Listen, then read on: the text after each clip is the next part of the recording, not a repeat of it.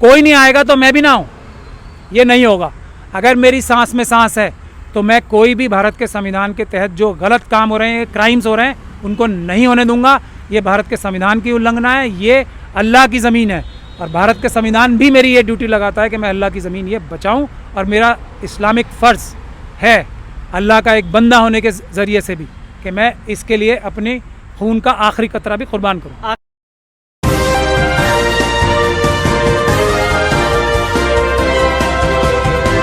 लोगों को दिखाना चाहूँगा कि किस तरीके से यहाँ पर साफ तौर पर खुलेआम गुंडागर्दी मची है, जो कि आप ये तस्वीर देख सकते हैं कि मस्जिद अल फिरदौस पर इस वक्त मैं मौजूद हूँ, क्योंकि कल जुम्मे की नमाज यहाँ अदा हुई।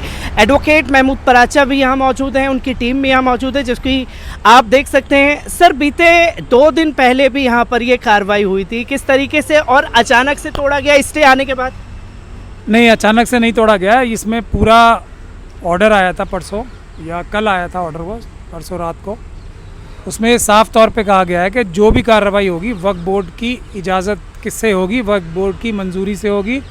और वक्फ बोर्ड ने स्टेटमेंट दी है कि हम खुद ये चाहते हैं कि डीडीए यहाँ पे डिमोलिश करे।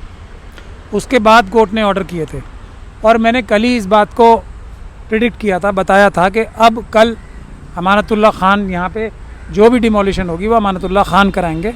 और ये पहला रिटर्न में सबूत अब आ गया है कि जितने भी दिल्ली में डिमोलिशन वक्फ बोर्ड की प्रॉपर्टीज से हो रहे हैं वो सब अमानतुल्लाह खान करा रहे हैं। अब तक वो बचे हुए थे, लेकिन अब क्योंकि कोर्ट ने मेरे ख्याल से डीडीए को कल परसों मना कर दिया होगा कि हम ऐसे डिमोलिशन के ऑर्डर नहीं देंगे, तो वक्फ बोर्ड के वकील ने खुद कहा कि ये काम हम खुद ही चाहते हैं। मैं आपको अभी व्हाट्सएप करके वो ऑर्डर भी भेज दूँगा। मैं चाहूँगा कि आप अपने स्क्रीन्स पे वो ऑर्डर भी दिखाएँ। अगर ऑर्डर की फ़िज़िकल कॉपी है तो मैं अभी आपको दिखा भी देता हूँ कि वक्फ बोर्ड ने खुद खड़े होकर, जब डीडीए को परमिशन नहीं मिल रही थी तोड़ने की, तो वक्फ बोर्ड ने ये कहा है कि हम खुद चाहते हैं कि डिमोलिशन हो मस्जिदें। और अब आपने देख ली, मस्जिद भी तोड़ी गई है वहाँ पे और ये मस्जिद भी तोड़ी गई है। और जो ये 750 पुराना जो मज़ार था यहाँ पे, 750 साल पुराना, उसकी भी क्या हालत है। मेरे ख्याल से आप शायद वहाँ से ही आ रहे हो। वहाँ पे जो ईंटें हैं, छोटी वाली चटनी वाली ईंटें जो हैं, वो आपने देखी हैं, वो सैकड़ों साल पुरानी होती हैं, वो भी हैं। दूसरा, भूरे शाह के जो मज़ार है, अभी आप वहाँ भी जाइएगा, वहाँ भी जाके देख लीजिए। कोर्ट ने ख़ास तौर पे मना किया था कि आप कोई भी कदीमी चीज़ नहीं तोड़ेंगे। फिर भी ये वक्फ बोर्ड, क्योंकि इस बात का ज़ामिन था कि हम तोड़वाएंगे सब चीज़ें, वक्फ बोर्ड ने ये बताया कि ये मज़ार तोड़ दो, वक्फ बोर्ड ने ये बताया मस्जिद तोड़ दो, वक्फ बोर्ड ने के लोगों ने ये बताया कि ये सब चीज़ें तोड़ दो। ये सच्चाई है। अमानतुल्लाह खान जब तक वक्फ बोर्ड के चेयरमैन रहेंगे, ये जितनी भी मज़ार और मस्जिदें तोड़ी जा रही हैं, ये इसी तरीके से आगे बढ़ता जाएगा। अगले 1 हफ़्ते में आप दूसरे मज़ार देखेंगे टूटते हुए, दूसरी मस्जिदें देखेंगे। इसीलिए मैं मुस्लिम कम्युनिटी से बार बार गुजारिश कर रहा हूँ कि जब तक ये अमानतुल्लाह खान साहब नहीं हटेंगे चेयरमैनशिप से अपनी, और वो चेयरमैनशिप से हटने का एक ही तरीका है कि इनके घर के बाहर प्रोटेस्ट शुरू किया जाए, इनसे इस्तीफ़ा मांगा जाए, इनका इस्तीफ़ा लिया जाए। ये इस्तीफ़ा नहीं देते तो अरविंद केजरीवाल का इस्तीफ़ा मांगा जाए, उनसे इस्तीफ़ा लिया जाए, वरना ये वक्फ की प्रॉपर्टीज़ दिल्ली में नहीं बचेंगी। ये मैं आपको बता रहा हूँ, ना 123 वक्फ प्रॉपर्टीज़ बचेंगी, ना दूसरी कोई भी। अब ये सब चीज़ें तो 123 में भी नहीं आ रही ना जी, फिर भी तोड़ी जा रही हैं। तो 123 के बहाने से, दूसरे बहानों से वक्फ बोर्ड सारी मस्जिदें, सारे मकबरे, सारे करबला, सारे खानकाएँ जितनी भी हैं, मज़ार, सब तोड़वाएगी। ये अमानतुल्लाह खान साहब कर रहे हैं और कोई नहीं कर रहा। क्योंकि सर, जब ये कार्रवाई होती है तो साफ तौर पर लोग जो हैं वक्फ बोर्ड के पास भागते हैं, और जब वक्फ बोर्ड ही ये कार्य कर रहा है तो कैसे रोका जाएगा? क्योंकि जैसे कि दावे लगातार हो रहे हैं। इससे पहले बंगाली मार्केट में जो मस्जिद को शहीद करने का काम किया गया, और तमाम हर हफ्ते तस्वीरें बदल रही हैं, नई नई चीज़ें ऐड हो चुकी हैं, और ये वक्फ से भी जुड़ी हुई है खास तौर पर। तो कैसे आगे इन चीज़ों को इंसाफ मिल पाएगा, जो लोग इंसाफ की राह देख रहे हैं? जो चौकीदार है वही चोर है ना। अमानतुल्लाह खान साहब इसके चौकीदार इन चीफ हैं, चेयरमैन है वो। हालांकि वो कोई भी काम पूरे वक्फ बोर्ड की मर्ज़ी से बगैर रेजोल्यूशन पास कराए नहीं कर सकते, लेकिन वो करे जा रहे हैं। उनकी कामयाबी क्यों हो रही है? क्योंकि जो दिल्ली के सीएम हैं और जो आरएसएस के लोग हैं, वो दोनों ही इनसे ये सब काम करवा रहे हैं।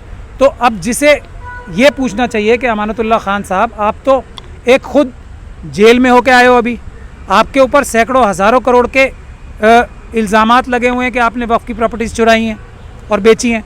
आप कोई भी काम, आपके खिलाफ एक नो कॉन्फिडेंस मोशन मूव हुआ है, आपके खिलाफ आप कोई भी काम कानूनी तरीके से नहीं करते, आप 150 से 200 करोड़ रुपए सिग्नेचर चेंज करा के, सीईओ के सिग्नेचर चेंज करा के, सीईओ मैंडेटरी सिग्नेटरी नहीं होगा, वो चेंज करा के आप और आपके 2 वक्फ बोर्ड के मेंबर्स सैकड़ों करोड़ रुपए निकाल चुके हैं। फिर आप और बगैर किसी बोर्ड की मीटिंग के ये सब तोड़वाने के काम कर रहे हो। कोर्ट में स्टेटमेंट्स दे रहे हो कि हाँ वक्फ बोर्ड ही चाहती है कि ये सब चीज़ें तोड़ दी जाएं, ये डिमोलिशंस की जाएं।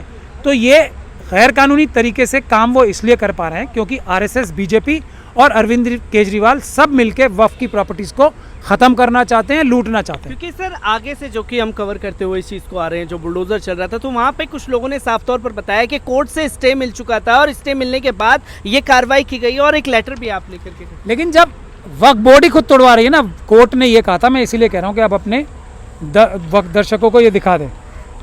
ये 1 मिनट दिखाया, फिर मैं आपको पढ़ के सुनाऊंगा। ये साफ साफ 1 पेज,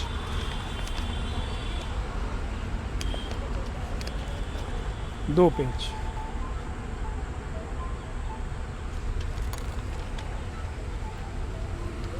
ये 3 पेज। अब मैं आपको पढ़ के बताता हूँ इसमें लिखा क्या है। अब ये बताएगा कौन कि ये पुराने मकबरे हैं, ये 750 साल पुराना मकबरा है, ये बताने की जिम्मेदारी कोर्ट ने लगाई थी वक्फ बोर्ड की। इसीलिए ये कहा था कि वक्फ बोर्ड की परमिशन के बगैर एक छोटी सी ईंट भी नहीं हटाई जाएगी। Learned Counsel for Waqf Board has also stated before this court that Waqf Board is satisfied, मतलब संतुष्ट है with the steps taken by DDA in the matter of beautification, and beautification take place in the terms of management policy formulated by Waqf Board। तो ये जो beautification अब अभी आप देख के आ रहे हो ना, ये जो अभी खंडर बना दिया गया इतने 750 साल पुराने मकबरे को खंडर जो बना दिया गया, ये वक्फ बोर्ड इससे संतुष्ट है। ये वक्फ बोर्ड ही चाहता था, ये वक्फ बोर्ड के वकील बोल रहे हैं हाई कोर्ट में। It is needless to mention that DDA shall take into account the management policy formulated by Delhi Waqf Board at the time of beautification। मतलब जो मैनेजमेंट पॉलिसी DDA की है, ये तोड़ फोड़ करने की, मकबरे सारे दिल्ली से तोड़ने की, ये ब्यूटिफिकेशन पॉलिसी वक्फ बोर्ड ने बनाई है। लेकिन ये वक्फ बोर्ड ने नहीं, अमानतुल्लाह खान और उनके साथ जो 2 भ्रष्ट मेंबर हैं उनके, उन्होंने बनाई है। वक्फ बोर्ड ने ये कोई ब्यूटिफिकेशन पॉलिसी वक्फ बोर्ड के किसी भी रेजोल्यूशन से, वक्फ बोर्ड की किसी भी मीटिंग में पास ही नहीं हुई है, ऐसी मेरी जानकारी है।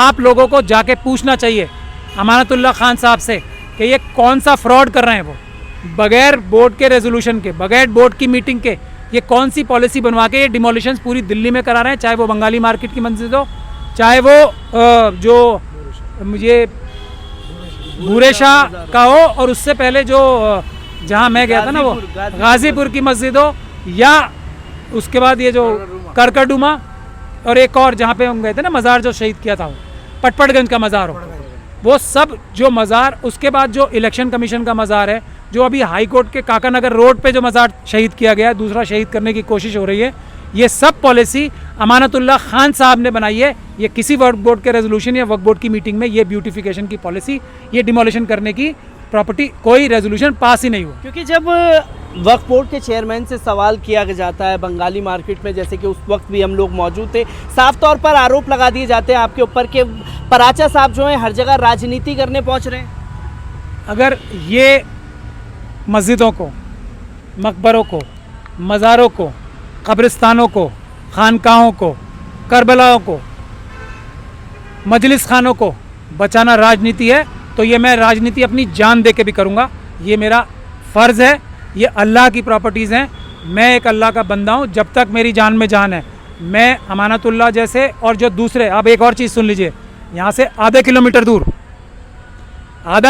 दूर यहाँ से मदनी ब्रदर्स बैठे हैं, अंकल और भतीजे, वो आए, ये 750 साल पुराना मकबरा जा रहा है, आए नहीं आए ना, सिर्फ आरएसएस के और अमित शाह के पास जाके बैठने की फुर्सत है उन्हें, वो नहीं आएंगे। जो हमारे यहाँ से उससे और आगे चलते हैं, जामा मस्जिद, वहाँ के इमाम यहाँ आए नहीं आए ना, कोई और आया, यहाँ अमानतुल्लाह साहब की जो पॉलिसी खुद वो इम्प्लीमेंट करा रहे थे, वो देखने खुद आए कि मैं ये एक एक चीज़ तोड़वा रहा हूँ कि ये ठीक टूट रही है, गलत टूट रही है। कोई नहीं आएगा तो मैं भी ना हूँ, ये नहीं होगा। अगर मेरी सांस में सांस है तो मैं कोई भी भारत के संविधान के तहत जो गलत काम हो रहे हैं, क्राइम्स हो रहे हैं, उनको नहीं होने दूंगा। ये भारत के संविधान की उल्लंघना है, ये अल्लाह की ज़मीन है, और भारत के संविधान भी मेरी ये ड्यूटी लगाता है कि मैं अल्लाह की ज़मीन ये बचाऊं, और मेरा इस्लामिक फ़र्ज़ है अल्लाह का एक बंदा होने के ज़रिए से भी, कि मैं इसके लिए अपने खून का आखिरी कतरा भी कुर्बान करूँ। आखिर लड़ाई कानूनी तौर पर कैसे लड़ी जाएगी? लड़ाई जब लड़ी जाती है जब कोई लड़ रहा हो, जब दो पक्ष हैं, एक अमानतुल्लाह जो वक्फ बोर्ड के चेयरमैन बनकर वक्फ बोर्ड की प्रॉपर्टीज़ का नुकसान कर रहे हैं, दूसरी तरफ लैंड माफिया डीडीए और एलएनडीओ की शक्ल में, दिल्ली पुलिस के भ्रष्ट अधिकारियों की शक्ल में, तो लड़ाई तो हो ही नहीं रही ना, कोई आपस में लड़ाई नहीं हो रही है, दोनों मिली भगत से नूरा कुश्ती हो रही है उसके अंजाम से। और बहुत सारे जर्नलिस्ट को मैंने कल फ़ोन करके बोला था, आज वो नाम निहाद जर्नलिस्ट जो सोशल मीडिया के ना, जिन्हें मैं ईमानदार मीडिया कहता था, अब मैं उनके प्रोग्राम्स में भी, लाइव प्रोग्राम्स में ये सवाल पूछूंगा कि वो, क्योंकि आज अल्लाह की प्रॉपर्टी लुट रही थी, वो लोग आके इसकी वीडियो बना के भी शाया नहीं करेंगे। कोई बड़े बड़े अपने आप को बहुत मुसलमान बनते हैं, बहुत उनकी जो लाखों लोग जो उनके व्यूअर्स हैं, उन सब से सवाल किए जाएंगे। अब बख्शा एक को भी नहीं जाएगा।